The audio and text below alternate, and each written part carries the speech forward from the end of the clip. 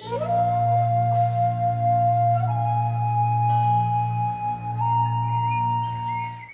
guys, Dave Wilson here again. Now, over the recent years, probably because of this YouTube channel, I've gained a reputation for restorations and working on very difficult pieces, bringing them back to the new condition, as you've seen if you've seen the rest of the channel. So I've become the go-to guy for a lot of antique dealers, private collectors who've got rare and unusual pieces that need that extra little bit of special loving care. So today I've got a rather special little silver ring. I'm going to completely restore it back to its original brand new condition, and I'll also tell you a little bit about its history, where it comes from and why it's so valuable. So let's give it some love. Follow me. So this is what we're talking about. It's a silver ring. You can see it's very black, extremely tarnished, very stylish with this geometric design, very kind of reminiscent of Art Deco. And if we flip it over and have a look on the inside, we can see the marks. The Georg Jensen hallmark for the Danish maker, 1940's, which is sterling silver, Denmark of course, which is where the Georg Jensen company is, and this 98 here, this design is the design number, so if you Google it you will see pictures of this ring, because that's what it is. It's design 98. That number also tells us, because it's double figures, that this is a quite old and early piece, and I can confirm that this is 1940 or around there, so it's very old. This piece was designed by Erno Malinowski, and he was a very influential Danish designer in the first half of the last century, so again this makes it quite rare and collectible. Now on first impressions it looks in good condition, but you can see here under the macro lens that when we look closely there's quite a bad scratch on it. There's a few dings on it there, and this is just one side, and to be honest if we look round the whole piece you can see there's a mark, there's a ding there, there's a little ding just on the edge here. Now it'd be very easy to just put it on the bench polisher and buff it all up nice and shiny, but very important, I don't want to lose these lines and these crisp edges, so as I polish it I need to polish each individual surface separately, keep them flat, round the sides here polish all that flat, so that when I've finished all the surfaces are flat, mirror polished, free from any scratches and dents, but I've still got these sharp clean lines and I maintain the perfect geometry and design of the rings.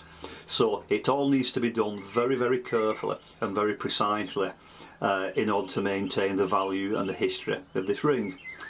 So let's start by cleaning it up. So to clean it I'm going to use the Polymag. So just 15 minutes, low speed. We only want to clean it, that's all we're doing, and because this uses the minute little pins it's going to get into all those tight little areas in there and really clean all that tarnish off. So 15 minutes and then we'll take a look at it.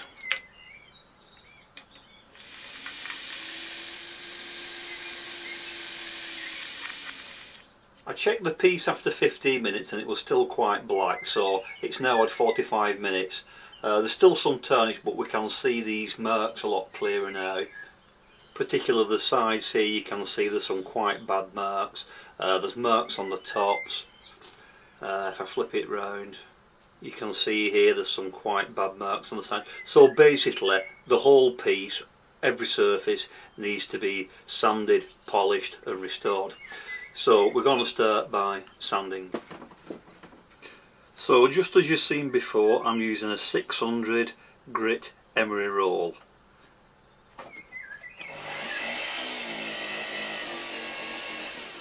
Nice and slow, not too fast, and I'm going over the whole piece, keeping it parallel to the flat surfaces.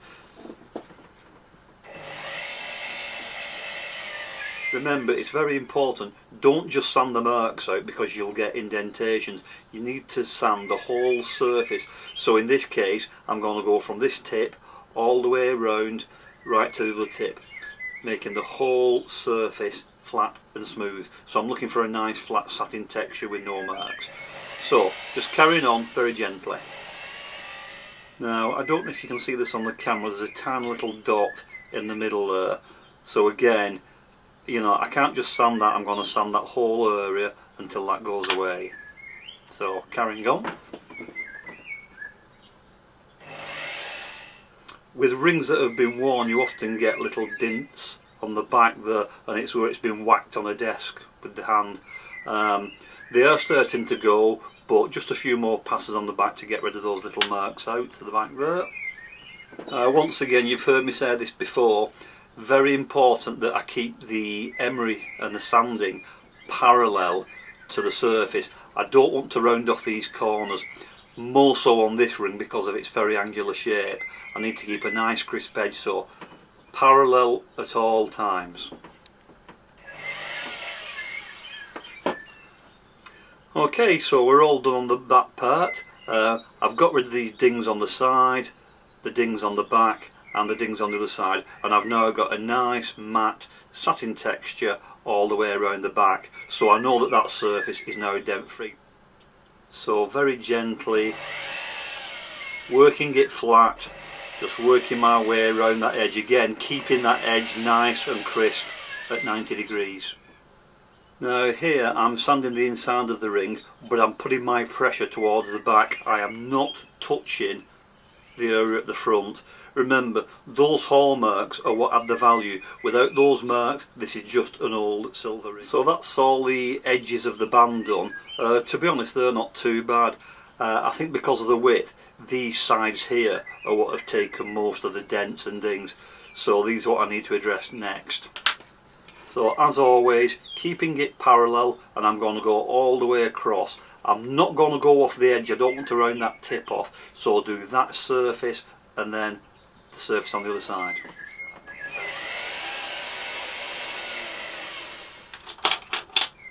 Now another good example here, this is the side. You see there's a dent there and there's one at the other end there. Very tempting just to sand that, but then I'll get an indentation. So I keep working this whole surface here, taking it all down until those dents and marks have gone. And there we go, that's that side done, all nice and smooth, and again maintaining those crisp edges. So the last real problem area is the fronts there. So again, I'm going to do these individually. I'm going to do this one first, then swap it round and do that one. Again, the whole surface nice and flat until I get a satin even finish. So this is the whole ring sanded now, and you can see these surfaces now nice and fresh again. To begin the pre-polish, I'm using this hard felt wheel. This is very hard and firm, and so that gives me a nice flat profile. So as I'm polishing the piece there, it's only polishing one surface, so I'm not going to round the edges off. So it's a nice precise way of doing it. It's a lot more time and a lot more work, but it will give me a more precise finish. And as always, I'm using the Menzerner 164 blue as my pre-polish. Brilliant stuff, you've seen this in all my videos. So let's load up the mop. And we'll start to polish these surfaces again, just as before, keeping everything nice and parallel.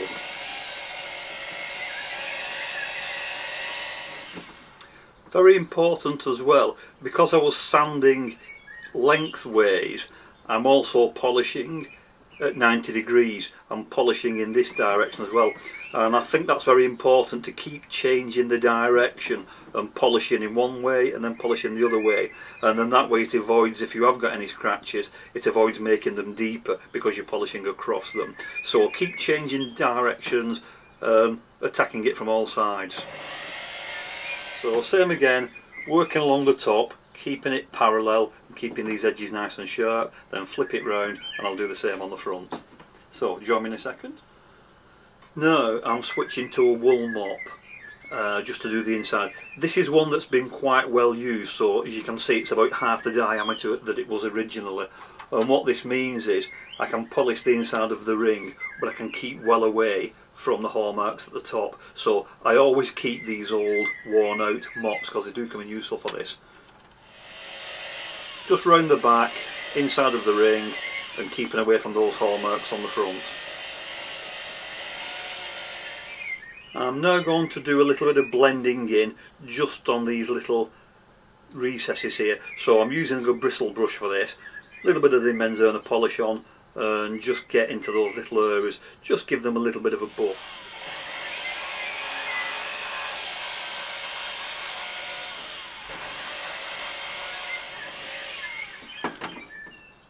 Now I hope you can see this on the camera, but this little bristle brush has really made a huge difference here. Cleaned up all that tarnish and polished up in between those two shapes at the front, and you can see now it's really starting to come back to life. Now, very important now, I just need to wipe the polish off the front and hold it to the light. And what I'm looking for is if there are any indentations on the front, any little depressions where I've over sanded, or any little marks that are still visible, because this is the bit that you're going to see, so it has to be absolutely flawless. And I'm looking here, hopefully you can see the reflections, and I'm looking for any changes in the reflections as it moves across the ring. If there's any indentations, you'll see them, but only on certain light. And I can see that those two surfaces are absolutely perfect, completely flat and flawless. So I can now give it a clean. Don't forget, we've been filing and sanding this with emery. It's got minute particles of abrasive all over it. They are going to scratch the surface, they're going to contaminate your mops. If you're going to get an absolute mirror finish, it's absolutely essential. You must clean off all the previous polishes and abrasives before you do your final polish. Absolutely essential. So, in the ultrasonic, some nice hot water. Unfortunately this ultrasonic doesn't have a heating element in, I couldn't get hold of one of those. So 5 minutes.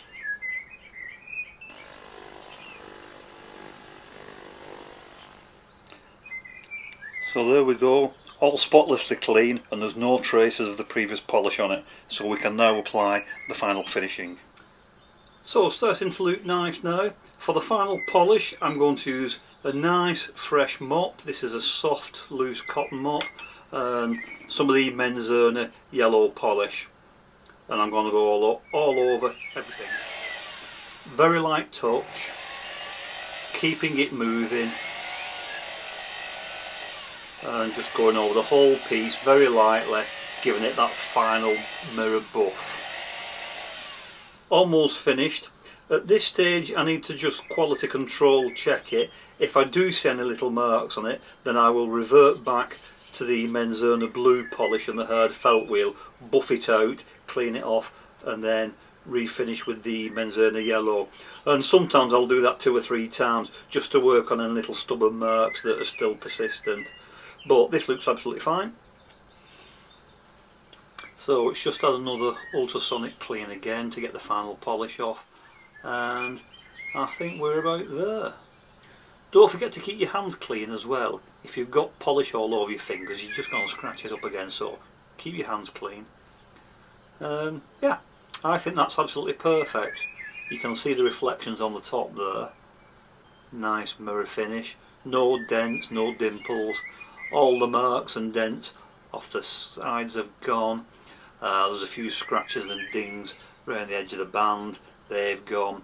Everything's nice and shiny, and of course we've got the Georg Jensen hallmarks on the inside, absolutely razor sharp as before.